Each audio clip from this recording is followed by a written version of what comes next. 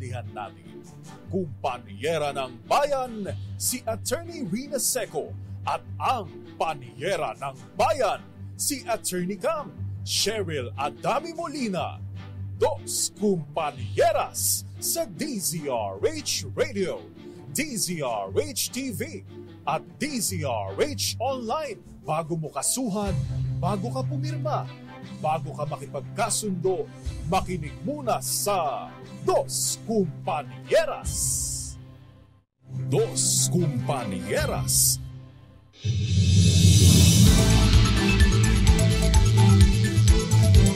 Magandang gabi po, Luzon, Visayas, and Mindanao. Welcome po sa programang Dos Kumpanyeras. Kami po ang makakasama ninyo. Attorney Cam, Cheryl Adami Molina. At ako po, Attorney Rina Seco. Tuloy-tuloy sa pagbabalita. Tuloy-tuloy sa serbisyo. Sama-sama tayo, Pilipino. Magandang gabi sa Panyera. Magandang gabi sa iyo, Attorney Cam. Para ulit tayo nakamas ngayon. Medyo malakas po kasi yung ginagawang yung painting dito. Painting, tsaka yung thinner. Yan. Yes, meron po kasing zone dito sa amin na tinatapos pa din hanggang sa ngayon. By zone. Yes. Tsaka iwas na rin sa mga, dahil viral po ngayon ang ugat sipon. Ngayon, Attorney Cam, dahil sa lamig-init. Lamig-init. Yung iba ay dahil sa allergy, pero yung iba ay dahil sa trangkaso. Yan. Virus. Oo, virus. Kaya naman po, kung kayo may mga virus, mas maigi na maging tayo. Considerate tayo sa iba. Sa ating neighbors. Mag-face mask. Yan.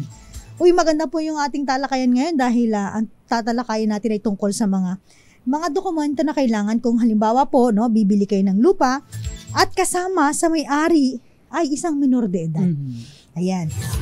Kasi pag mga ganito, Panyera, usually, yung mga buyer, iniiwasan ito. Oo. Kasi malaking problema. May mga requirements. Turn off talaga yon kasi iba yung complications, no? Kapag may mga issues yung seller. Yes. Kaya po, pag nakita, pag halimbawa kayo po ay mag-check sa Register of Deeds, nung duplicate copy nung title, makikita po ninyo, first page kasi nandun yung may-ari. Yung mga co-owners, nasa second page. Oo. O kaya naman, Attorney Cam, nakalagay doon, et al. Cheryl Adami Molina et al. Ibig po sabihin kapag may et al. And others. So, kapag ganoon po, ibig sabihin hindi lang iisa ang nagmamay-ari nito.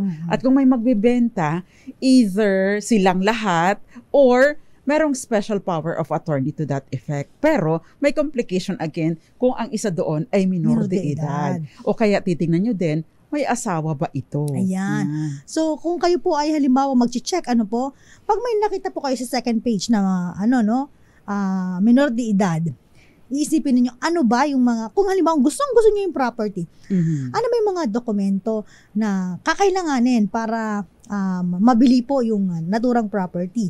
So, siguro umpisahan natin, ano po ba yung pinaka-regular na insidente? Bakit nagmamay-ari po ang mga minor de edad? Yan. Ito, sample to sa yung mga naging kliyente ko, Panyera, na nagkaroon ng ang may-ari ng lupa ay magulang, nanay, tatay. Ang mga anak nila ay minor de edad. Namatay si tatay. So, si nanay na lang at saka yung kanyang mga minor de edad. So, yung property po na nakapangalan sa kanila, pag namatay si tatay, magkakaroon po sila ng extrajudicial settlement of estate. By operation of law kasi, hindi naman nila ginusto yun. No, it's imposed by law na maging may-ari sila because sila yung tagapagmana. Whether they like it or otherwise, automatic po na nagiging pagmamay-ari na nila ang property. Kahit pa ang pangalan ng titulo ay nasa tatay pa o na kaninong tao pa. Yes. So, yung RHTB, pakita nyo nga yung sample natin dyan ng halimbawa nagkaroon po sila ng extrajudicial settlement of estate. Ayan. Dun sa pinakauna pa, iba na yan. Ayan. So, dun sa extrajudicial settlement of estate, next nyo po. Next. Ayan. Extrajudicial settlement of estate. Diyan po sa extrajudicial settlement of estate, sinasabi nila, na kami po ang mga heirs ng ganito at yung property na naiwan ay pwedeng mailipat sa aming mga pangalan. Yon. Kaya minsan, ang nangyayari po, si nanay ang nasa front page, yung mga anak niya nasa likuran. So pag halimbawa nag-execute na ganyan, hahanapin din po, no? Sometimes sinahanap po ng Registry of Deed. Asan yung estate tax? Yan. Asan yung estate tax? Payment ng estate tax. Balik nyo sa taas kanina. Yung estate tax po, yung estate tax po ay kailangan ito for purposes of registration. Yes. Doon sa registration or paglilipat ng rehistro o ng title sa pangalan ng mga tagapagmana. Ito na yung estate tax return, kitang-kita, late filing. Wala mo panyera pag late filing. Medyo malaki-laki yata yung binayaran nila dyan. If I'm not mistaken, parang mga 10K. Depende. Depende po yan. kasi sa value ng property. Tsaka, because it's always a percentage of magkano yung payable mo. Tsaka gano'ng katagal na kayong late. Yan. And take note po, yearly po yung penalty na ini-impose. Yes. Penalties and surcharges. Yes. So, pag meron na po silang ganyan, mag-execute po kasi ng Certificate Authorizing Registration. Next, dun sa may pababa. May issuehan. Yung e-car, Certificate Authorizing Registration is released only after payment of the estate tax. So, pag yung mga hindi pa nakakita ng e-car, ay, ito pala yun. Certificate Authorizing Registration. Galing po yan sa BIR. Ibig sabihin, ino-authorize po yung mga asawa tsaka mga anak, no? Pag nabayaran yung estate tax, na maaaring ilipat na yung title sa pangalan nila. So, usually yan po yung pinaka-basic, no? Na nangyayari kapag halimbawa namatay po, na transfer sa anak tsaka sa asawa, tapos yung mga anak po ay menor de edad. Dos Compañeras. Ang tanong, Panyera, paano kung after ma-execute, 1 year after, nag-decide na ibenta na natin yung property? Kasi, syempre, wala na yung tatay, wala na yung magtataguyod sa atin, kailangan natin ng pera. So, might as well, ibenta na lang yung property para sa pangangailangan ng pamilya. Yun. Kaya nangyayari, pag nagkakaroon ng bentahan, eto na. Meron ng mga may-ari, no? Doon sa title, andun na po yung mga minor de edad. Ito na, dito na papasok yung that's assuming complication. Yes, that is assuming of course na nalipat na, no? Nalipat na yung titulo doon sa mga tagapagmana.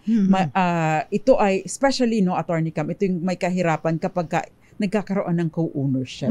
Kasi kung halimbawa po na hindi inilipat individually at nilagay doon na et al. Or ABCDE, heirs of ganito, yun po yung complication doon. Pero mas madali kasi, Attorney Cam, kapag halimbawa kahit pa minor, kung halimbawa siya lang ang nasa title. Or assisted by whoever is the legal guardian.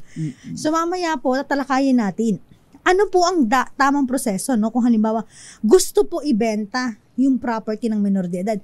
Pwede po bang hindi na to dumaan sa court, sila na lang magpirmahan yung minor de edad. Pumirma na din yung minor de edad para ibenta ang property. Ayan. Or kung dadaan man to sa korte, ano yung mga legal documents na requirement para maibenta nila yung property. Kasi hindi po basta-basta. Ito yung sinasabi. Pwede ba na yung minor na ang pumirma? Kasi, by the way, ang minor po ay below 18 years of age. Mga minor de edad pa ito. At ibig sabihin po, wala silang legal capacity or wala silang contractual capacity. No? Kahit pa sila ang may-ari ng property, mayroon pong tinatawag na ius despodendi. No? Ibig sabihin, yung karapatan na makapag-dispose or mag-dispatcha ng property nila in whatever form because they are the owners of the property. No? Ayan. Ito yung sasabi natin na medyo complicated, not only to the part of the seller, kasi may gagawin si seller, syempre, kay buyer din. Kay buyer din because syempre, you need to exercise yung due diligence na tinatawag. Iba yung pag-iingat to ensure naman na hindi masasayang ang pera mo. Syempre, tsaka to ensure na kailangan mailipat ang property sa'yo. Yan. So sa ating Malakas Online promo, no, yung mga gustong sumali, again, tuloy-tuloy pa mamimigay natin ng 2 winners po ng tig 500 pesos. Sasagutin lamang po ang katanungan na ano ang dokumento kung saan nanunumpa po, no? Ang tagapag-alaga na nagsasabi na tapat na tutup din ang kanyang mga tungkulin bilang isang tagapag-alaga ng mga menor de edad, kabilang na ang kanilang mga ari-arian. Batiin natin yung mga nanonood sa atin ngayon. Yes, magandang gabi sa iyo, Aunt May, dyan sa Hong Kong, Tinkerbell, at maraming iba pa. Si Bobby Camposano, magandang gabi po sa inyo. At, of course, Kenneth Arevalo, Kuya Mario Manuba, and Tita Rose. Kumusta na si Tita Rose Manuba dyan sa Malibago, Marinduque, Torrijos, Marinduque. And syempre, mga taga-Department of Agrarian Reform dyan sa Marinduque, Buwak Marinduque. Magandang gabi rin po, Benjamin Lee and Jerry Sumagaysay, Nelson Benigay, Emmanuel Moises, magandang gabi po.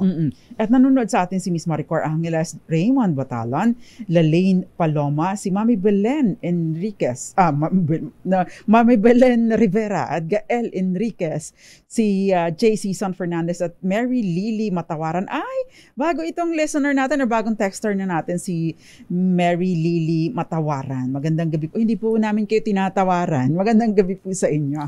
Ayan, si Irisa Maramag Tuklaod. Ayan, bago rin to, no? At ganoon din kay Emily Ambal. Magandang gabi po sa inyo. Si Odette Agsales, welcome back Odette, nanonood na ulit. And of course, si Tita Ami Miraflor Garcia at maraming iba pa na imbag arabii, si Devera Estolas Macoy at Nestor Milena. Yan. Si Sir Luding Bunggaling, magandang gabi rin po, lagi nanonood. At idol na idol doon niya, si Andy Verde. Talaga. Ayan. Andy Green, magandang gabi sa'yo. Ayan. Magbabalik po ang Dos Kumpanyeras. Ilang po munang mga paalala. Diyan naman po kayo, mamaya tatalakay natin mga dokumento na kailangan ng magbebenta po ng property ng isang menor de edad. Hindi po basta-basta ang pagbebenta ng property ng isang menor de edad. Kasama pa rin po ninyo, Attorney Cam, Cherry Ladami Molina. At ako naman po, Attorney Rina Seco. At kami po ang Dos Kumpanyeras. Dos Compañeras.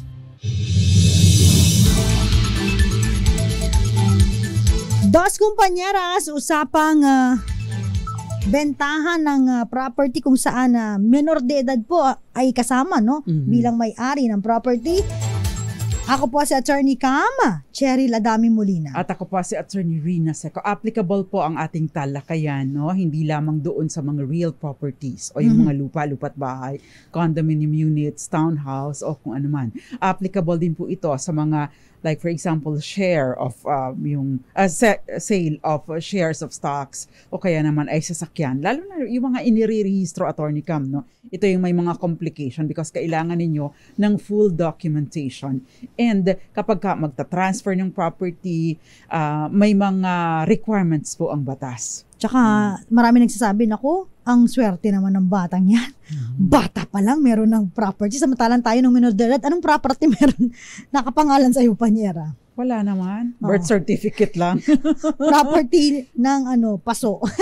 Kahit nga paso, wala ako. Di ba? No? Yung mga ganito, no? Hindi naman nila lahat, pero may mga instances po talaga na kapag ang mga magulang nakapagpundar. Tsaka lalo na ngayon kasi, Attorney Cam, no? Marami sa ating mga minor de edad, no, na nakaka-acquire because they're earning. No mga panahon, lalo na nung panahon ko, no, ay hindi naman nagtatrabaho. Maliban na lamang kung nagpapakasambahay ang isang minor de edad. Although bawal po kasi ang child labor din. Alam mo, parang yung naalala ko yung nag-viral, Panyera, siya ay gaming lang. Addict sa gaming, tas nag-i-stream. Ang dami nang naipunot na property. Marami na ngayon kasi yung mga so-called influencers, Attorney Cam, no, na nagpapakita ng cleavage, nagpapakita lang ng kuyukot, sandamakmak na ang mga followers, no? Hindi ko alam kung... And namomonetize nila yon, no? It's just sad, pasensya na kayo, maglalabas na rin ako ng sama ng loob. It's just sad na yung mga yun na mga content ang tinatangkilik natin instead of like TikTok account like that of Attorney Cam, no? So, syempre, something na mapatututunan, may matututunan sana tayo. Hindi lang yung piyesta sa mata natin. Yeah. Kasi sa mga feed natin, nakikita natin, grabe, no? Oo. Teka lang, naka-live to, tapos Totoo. Ay, di ba? Biglang magugulat ka. Kaya bihira din ako magbukas ng Facebook. Kasi makikita mo doon, pagbukas mo, bakit may ganito? Makikita mo, may question pa. Wala po ba kayong damit sa bahay nyo na pambahay? Kasi naka-underwear lang kayo lagi, nagla-live kayo. Di ba? That's so frustrating. We're not saying na it is wrong. Pero sana yung pwedeng ma-enrich ang ating kamalayan, ang ating kaisipan. Yan. Kasi po, again ha, may mga minor de edad na po na nakakapagpundar ng sarili na rin po Which is nilang nice. mga ari-arian.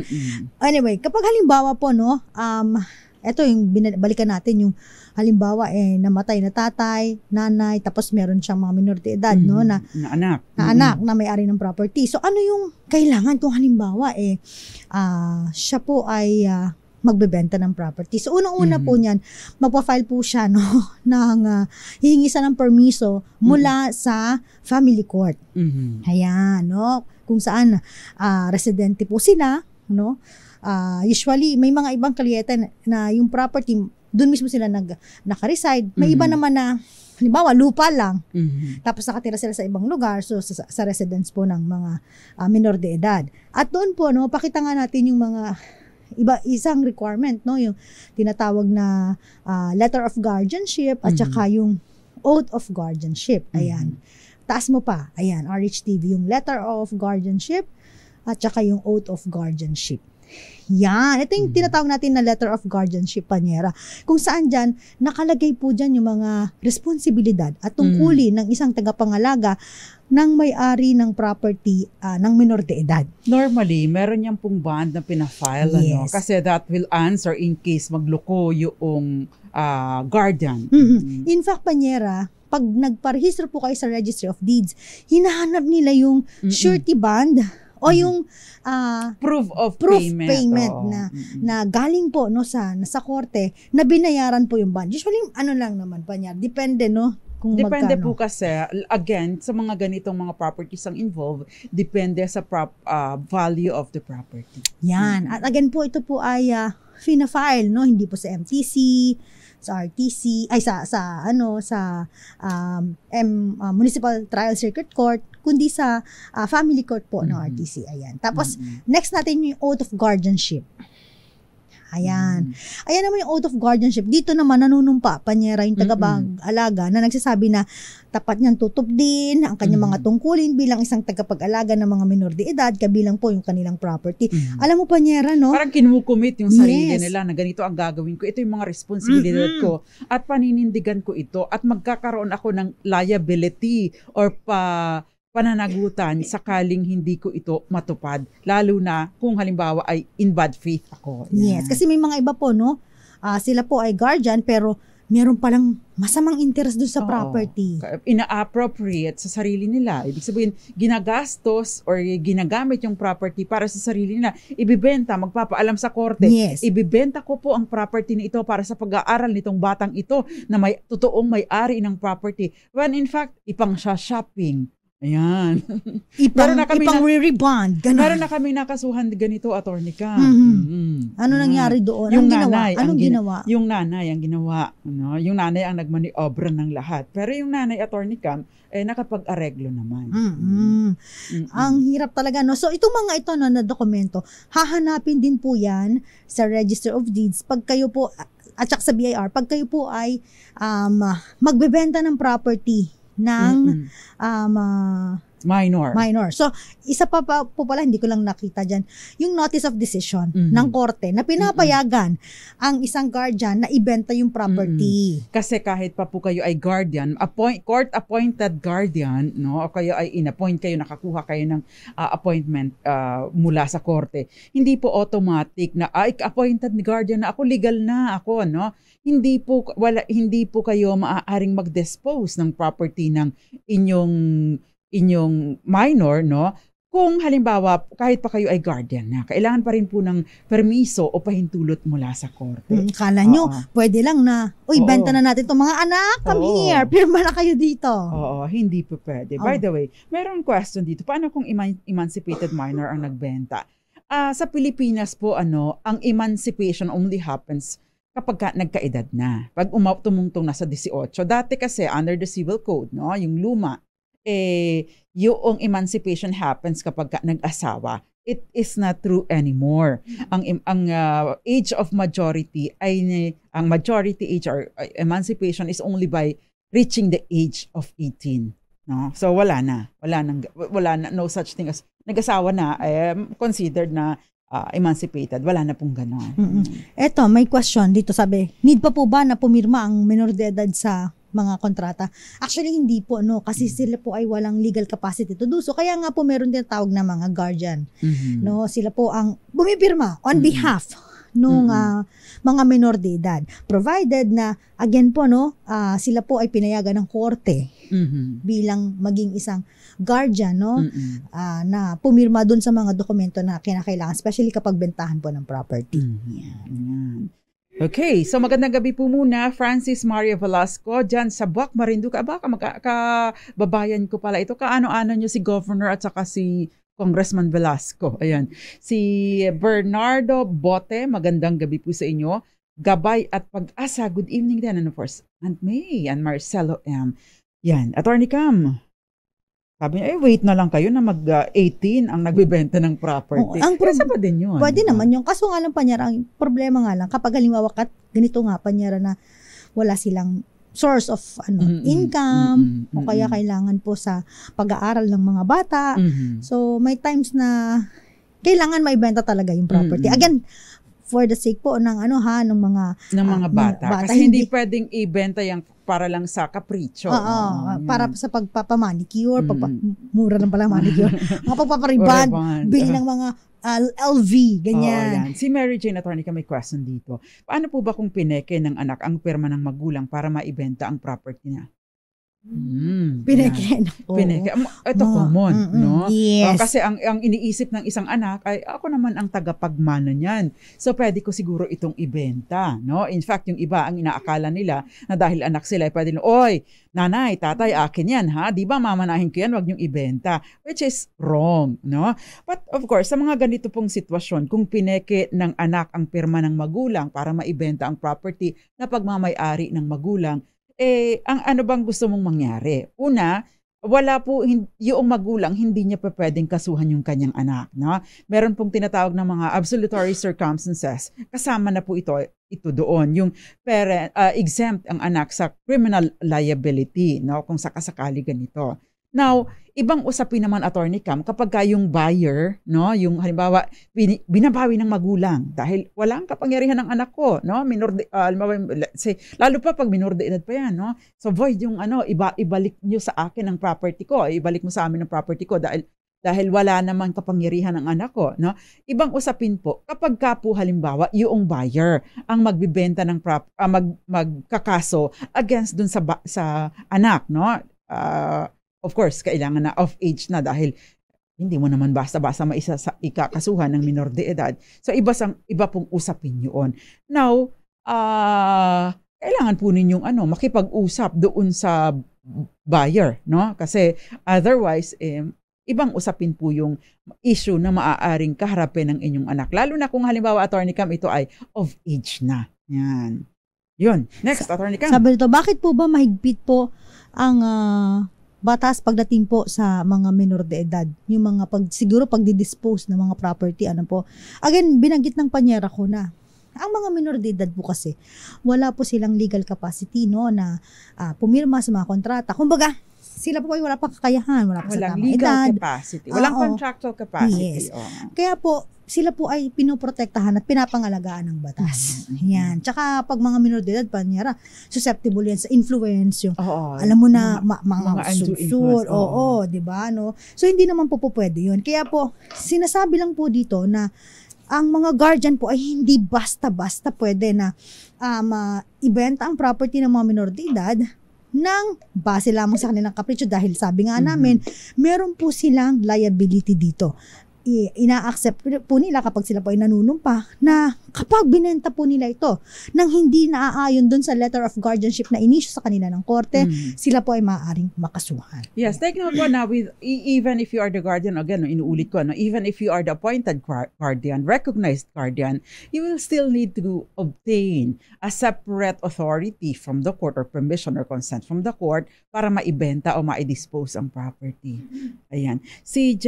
Ako na ba, Attorney Cam? Si Geraldine Imbaw. Attorney, halimbawa po, hiwalay na po ang mag-asawa at may property na lupa. Gusto po ibenta ng asawang babae ang property. Need pa po ba magpirma sa asawang lalaki sa deed of sale kahit matagal na silang hiwalay at lantaran naman na nangangaliwa at ng bababae? Ayan, mukhang naka-off yung microphone mo. Ayan. Yeah. Yan. So ito naman, Attorney Cam, walang involvement ng guardian, but kailangan po kasi ng consent ng asawa, no? Kung halimbawa po ay conjugal or absolute community asset ang ibinibenta, no? Kung ito naman ay mana mo, ay walang pakialam dito ang asawa mo, lalo na kung ito ay natanggap mo during the marriage. Now, kung halimbawa po na hiwalay na kayo at nangangaliwa, ang maaari po ninyong gawin, mag-file kayo ng judicial separation of property, or pwede din naman na legal separation, judicial separation of property, at ipa-forfeit po ninyo yung share niya, no, doon sa conjugal asset, doon sa inyo or sa anak ninyo or sa inyong favor, or maging sole administrator kayo ng property. Ayan. Eto, Panyera, merong nag-question dito. Meron po kaming property ng aking asawa. Ngayon po nalaman ko na siya po ay merong mistress. At alam niya po na bawal i-donate sa mistress yung property. Balak niya po i-donate yung property doon sa kanilang anak na menor de edad. Pwede po ba ito? Ay, eto na yung sinasabi natin, Panyera, no, na kung lulusot, pipiliting ilusot. Di ba? Kasi nga, nakalagay po sa batas, meron pong prohibition, no, na kapag magdo-donate po, no, yung kalivin mo na may asawa pala, doon sa kanyang mistress or paramour, ito po ay pinagbabawal. So, kung ganito rin po, no, na ang property basta po. Basta po kayo ay kasal, ha? Yes, kung kayo po, property po ninyo ito, no, na i-donate, ay hindi rin po may ta-transfer to. Dahil, again po, kailangan din po ito ng consent mula po dun sa asawa, no. Hindi po basta-basta ito.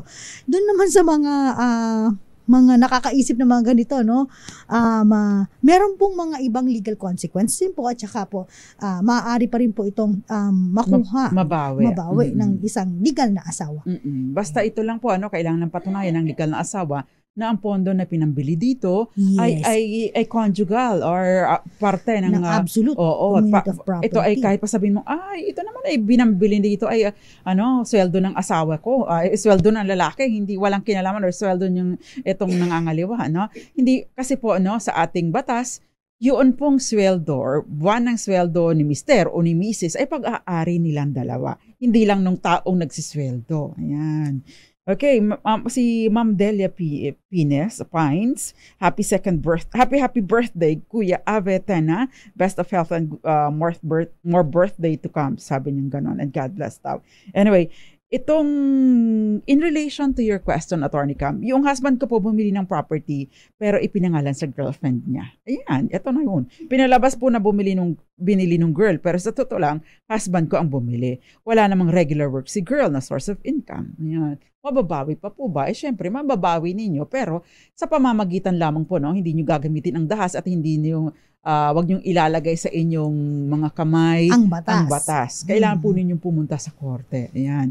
Kailangan po ninyong patunayan na ang ipinambili dito ay pera ninyong dalawa, or at least galing doon sa savings ninyo or savings ng asawa ninyo because kayo ang nagmamay-ari nito. Ayan. Yan. Magandang gabi daw po, Tess Pabilando, watching from Florida, USA. Zoraida Faliorina Ice Giliena, at watching from Pampanga naman to si Zoraida. Si Emma Samiliano, nanonood sa Antipolo. Luningning Balubar.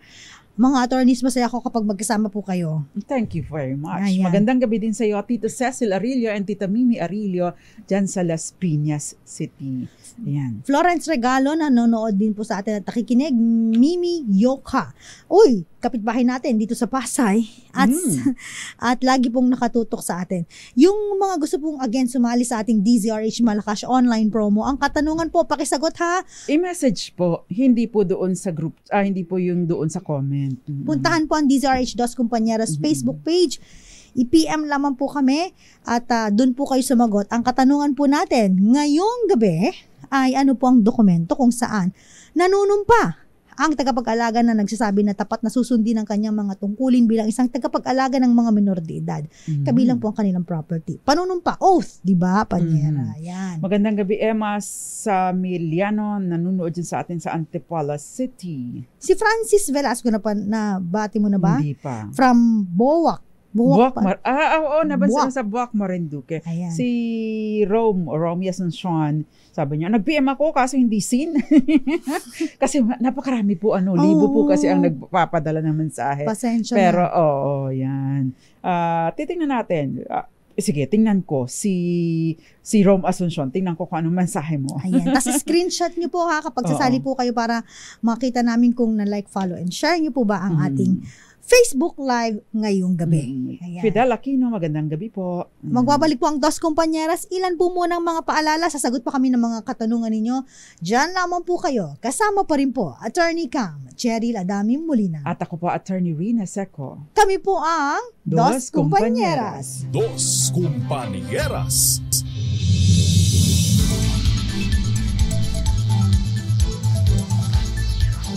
Ni hao! Japan! Nanonood sa atin Verhel Loderes. Magandang gabi po. Nagbabalik po ang mga Dos Compañeras. Attorney Cam, Cheryl Adami Molina. And of course, Attorney Rina Seco. Sabi pa, shout out daw Oo. Verhel Loderes. Yung mga ganyan, kahit hindi mo nalo basta shout out lang. Magandang gabi po sa inyo. Yes. Kain nyo nga kami ng ramen. Masarap ang ramen ngayon. Oo, tsaka yung malamig. Sushi. Yan. Tsaka marami na pupunta sa Japan. mahal na. Mahal naman talaga Hirap pumunta dyan. Di pa ako nakapunta dyan Nakapunta ka na ba dyan ba yan? Hindi pa. Pangarap ka na lang ba? Pag-uusapan pa rin po natin tungkol sa pagbebenta ng property kung saan minor de edad po ay kasama po bilang may-ari. Yan. Ang question, Attorney Cam, pwede ba daw magpirma as witness ang isang minor de edad? Siyempre, hindi pa rin po. Kasi wala silang legal capacity. Ayan. Sabi naman dito, paano po kung halimbawa yung guardianship proceeding nasa korte pa po? Kailangan po ba na bilhin agad yung property? Ay! Antayin nyo. Antayin nyo po, no? Tsaka sometimes po, ina-annotate yan sa title kapag halimbawa naka-pending in litigation pa yung tukol sa guardianship. So, mas maigi, antayin po ninyo. Kasi sino ang pipirma, di ba? Kasi wala pang specific na tao na may kapangyarihan na pumirma on behalf of the minor child. No? Yes. Kasi hindi po kasi maaaring kung sino-sino na lang. Ayan. May question dito, paano po kung minor de edad yung nagbenta ng mana niya kahit hindi pa po nalilipat ang title sa pangalan niya? Valid pa po ba yun? Well, yun pong parent or yung guardian o yung appointed na guardian, yun po ang maaaring pumirma. No? So, yun. Ito nga may nagtanong, sabi rito, ilang taon po ba pinapayagan ng korte na ibenta ng guardian ang property ng minor de edad? Ilang taon? Usually po habang minor. Tsaka, pwede siguro yun basta kailangan ng meron ako pruweba. Nakita pa niya na pinayagan sila ng korte na parang 1 year kailangan mabenta na yung property. Ngayon, kung hindi po mabenta, yun po, magpa-file po sila ng motion for extension. Okay. Yun nga lang pa niya, medyo mahirap kasi kakapile lang ng bond tapos parang another file uli ng bond. So, yun. Kaya minsan nagmamadali. Kasi kung halimbawa naka-file na yung bond, pwede mo naman gamitin, pwede mo din naman gamitin pa yun. Ayan. Hindi naman po na-forfeit yung bond kapag ganito. Okay. Yes. What if ang buyer yung minor? Di ba yung question? Ang taray. Kasi marami naman kasi tayong mga minors na meron ng financial capacity dahil sabi mo nga yung mga pasayaw-sayaw dyan na nagkaroon ng maraming followers sa social media lang. o gaming. Okay yung gaming, pero yung mga iba na gumagamit ang katawan ng pangalakal, ibang usapin yun. But they have the financial capacity, Attorney Cam. They're generally voidable, except of course, ibig pong sabihin yan valid until annulled. Pero kung halimbawa po ay mga necessities ito, importante para doon sa survival or mga daily maintenance or mga pangangailangan, yung mga necessities ng isang minor de edad, valid po ito. At yung minor, dapat din naman magbayad. Sino po ba dapat ang maging guardian ng property ng unemancipated children? Ang nanay po ba o ang tatay? Usually po, nakalagay po sa family code na ang father and mother po shall jointly exercise po legal guardianship over the property. Parental authority. Yes. Pag halimbawa hindi nagkasundo, yung father's decision shall prevail. Yan. Pero kung halimbawa po, may mga pagkakataon kasi, Attorney Cam, nagkaroon ng trouble, di ba? May custody battle. Di ang napupunta kung sino po yung may kustodiya. It follows po. No? Ang hirap naman kasi nun. mahirap ko yung nanay ang may custody pero yung tatay ang nagde-decide didesisyon. ng diba? kung anong mangyayari sa property ng bata. Di Ayan. wow, ganun. Sila ni Landicho. How about po, attorney, if my parents are buying property on my behalf, can they put the property directly under my name? Attorney Cam, sagutin mo. Buying property on my behalf. Pwede po yan. Pero ang question po, kayo po ba ay, minor de edad po ba kayo? Or kayo ay of age na? Pinakamaganda po, halimbawa ay, about parents are buying a property on my behalf. Ibig po sabihin ba sa inyo yung pera, may legal capacity na kayo to transact, no? Meron kasi, Attorney Cam, ikaw ang bibili ng property dahil ikaw muna ang mamamahala sa pagbili dahil ako ay nasa ibang bansa. Correct. O hindi ako available. So, I execute a special power of attorney. Meron pong ganon. Pwede po na diretso sa inyo kasi basta naka-indicate din po doon na sa special power of attorney, na-authorize ninyo siya to do all the acts na pwede ninyong i-assign sa kanya, including pagbili ng property at paglilipat ng title nito sa inyong pangalan. I-specify po ninyo doon. Kasi kung hindi naman po, kung halimbawa, pinabili nyo lang sila, tapos pinangalan sa kanila, pero pera nyo po, naka-held interest naman yun. Yes. Yan. Although, ibang usapin po, kung halimbawa, bumibili ang parents mo, na tapos ikaw ay minor de edad, o kaya kahit hindi ka minor de edad, bumibili ang parents mo, kanilang pera, ipapangalan lang sa'yo. Later on, maaari maging question yan. At kung halimbawa, may ibang mga, later, pagka namatay, may mga tagapagmana na pwedeng sabihin, oy, advance legitime yan, no? Ay, ito ay dapat i-collate. Anong ibig sabihin nito? Kasama ito sa computation, baka sobra-sobra yung napunta sa'yo. Which usually happens sa Attorney Cam. Yun. Magandang gabi rin po kay Aldos Villamatter. Na What is the matter? What's the matter, Villamatter? Yan. Yan. Attorney ka, may question pa ba? Sige. Okay, may question kasi dito eh. Sabi niya, attorneys, valid po ba yung ibibenta ng stepmother ko sa anak nila ng papa ko, ng half-sister ko? Papa ko, yung house and lot. Yan. Ibibenta ng stepmother ko sa anak nila. No? Yung half-sister nitong texter natin, yung house and lot. Yan. Ito po ba ay bentahan na with real consideration? O ito naman ay palalabasin lang na, kunyari, binili. Kasi may mga pagkakataon, Attorney Cam, para ikuble, para hindi niya mahabol. Diba? Pero again, we go back to yung question na ito ba ay totoong bentahan o lumalabas na donasyon?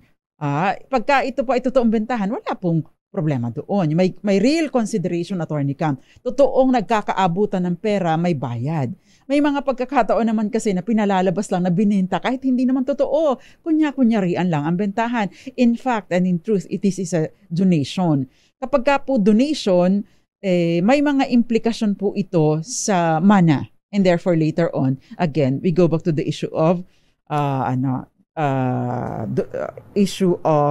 yung collation later on. So, kung halimbawa totoong bentahan, ay walang problema. Yun, di ba? Yung jus dispodendi, karapatan na i-dispose ang property or bumili ng, i-dispose ang property. Yan.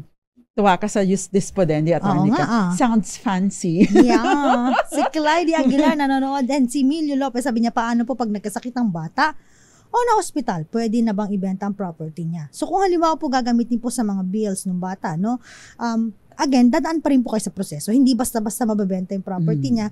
So, kailangan po na ma-appoint po kayo bilang guardian ng bata. O kahit guardian na kayo, kung halimbawa po disposition ng property, kailangan po na permiso mula sa korte. Ayan. Meron pa pa dyan, Tanyera? Okay, dahil inuubo ka. Oo nga Attorney, yung mother namin, gusto niya po yung bahay at lupa na ilipat na sa kuya namin. Kasi po, wala siyang tiwala sa amin. Ay, eto na. Pero kami pong tatlong magkakapatid, pinagawa naman ang kanya-kanyang bahay sa same compound. Common ito. Parang Tess Solomon lang. Okay. Para daw po di na mag-settle ng estate pag nawala siya at kuya na ang mag-asikaso sa properties para sa aming magkakapatid. Hindi po ba kami magka-problema later on? Okay. Kanino ba nakikinig yung mother mo? Baka naman nakikinig sa Maritas yung mother mo. Manghingi kayo ng, sabihin mo sa mother mo, sa abogado makinig kapag ganitong mga usapin. Unang-una, malaki ang tsansa na magka-problema kayo. Bakit? No? Kung ipapangalan lahat ng property sa kuya mo, ibig sabihin nun, baka mamaya may nagsulsul, mag-asawa ang kapatid mo, magswapang, kasi may pagkakataon, attorney, kung mababait pa kayo, buhay pa yung magulang, pero pagka natutokso na, ng personal na interest,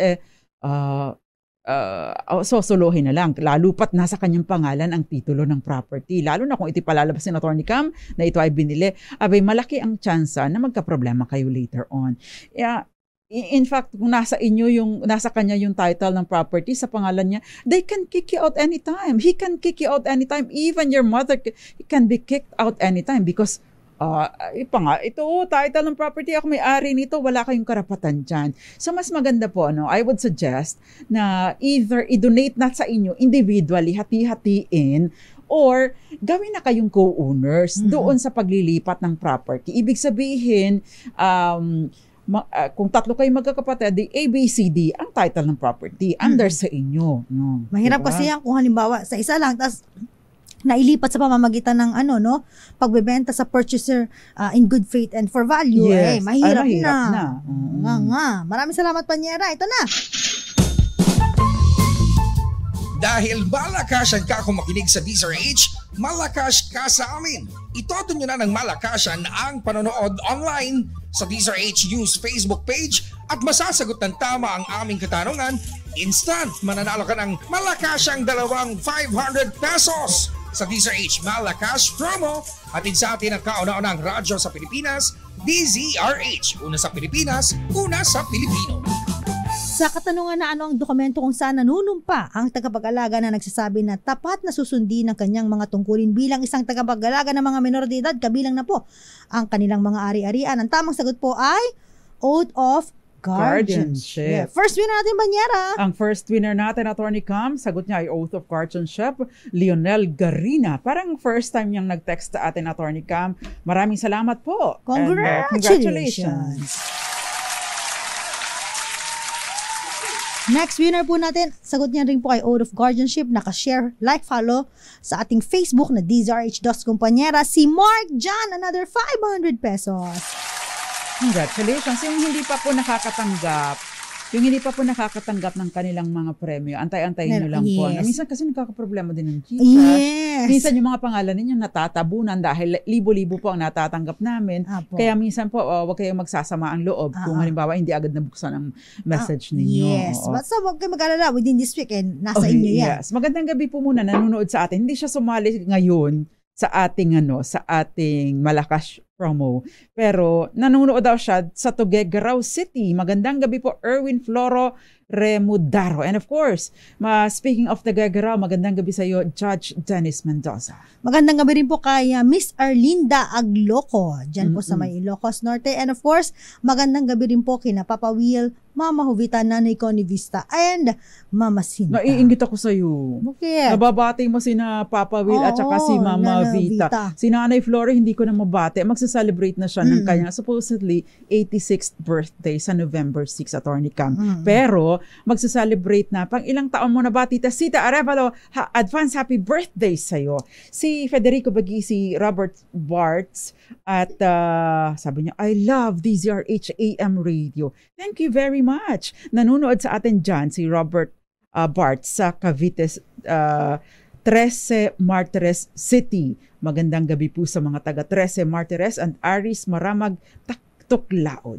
Maraming salamat sa atin sa DZRH News Television, Attorney Cam. Thank you so much. Bukas po magkakarinigan at magkakitaan pa rin po tayo. Kasama pa rin. Yes, ang mga panyera ng bayan, Attorney Cam, Cheryl Adami Molina. And of course, Mimi Antaw dyan sa Japan. Magandang gabi po. Ako po, Attorney Rina Seco. Tuloy-tuloy sa pagbabalita. Tuloy-tuloy sa serbisyo. Sama-sama tayo, Pilipino. Dos Compañeras.